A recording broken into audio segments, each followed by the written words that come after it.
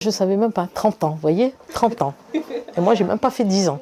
Mais le fait de venir ici, j'ai découvert encore plus, beaucoup de choses. Parce que quand on est à la retraite, on ne voit pas beaucoup de gens, hein. À part la famille. Hein. J'étais victime d'une fraude, et en plus avec un faux site. Il y a des arnaques de pire en pire. Moi, j'étais stressée et bloquée pour plein de choses. Enfin, j'avais toujours peur de mal faire. À l'époque, quand ça n'existait pas, on disait bon, comment on va faire et tout, quoi. Je veux dire, c'était difficile. Hein. Moi, que ça dure, vraiment. Hein. Celui qui a inventé ça, je le remercie. Hein.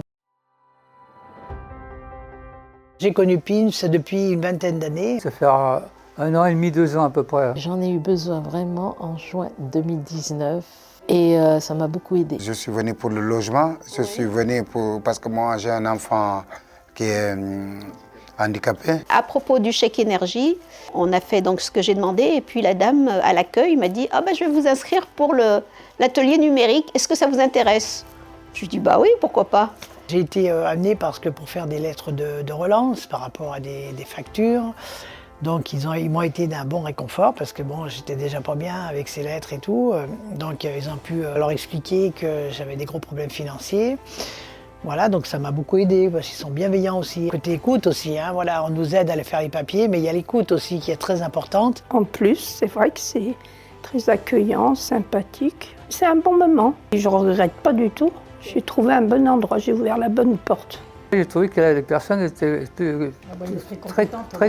très compétentes et puis aimables aussi en même temps. C'est vraiment un service qu'on ne pourrait pas se passer. On a besoin à tous les niveaux, quoi, je veux dire. Hein. On n'a plus de service de proximité, la sécurité sociale a disparu aussi. Tout ça, ça me stresse énormément. Donc du coup, je ne fais rien. On a eu un bus qui se place au milieu de nos bâtiments. J'ai des personnes âgées, mes voisins qui ont plus de 90 ans, qui ont pu aller là-bas justement parce que ils ont des difficultés aussi pour se déplacer. Ce camion, donc, qui est un relais du PIMS en quelque sorte, les a bien aidés, ils en étaient très contents. Tout à l'heure, j'étais un peu stressée, là, je repars avec le sourire. Là, j'aime bien, moi. Ouais, c'est un peu ma famille, quoi. Jusqu'à maintenant, moi, cette équipe-là, je peux rien dire.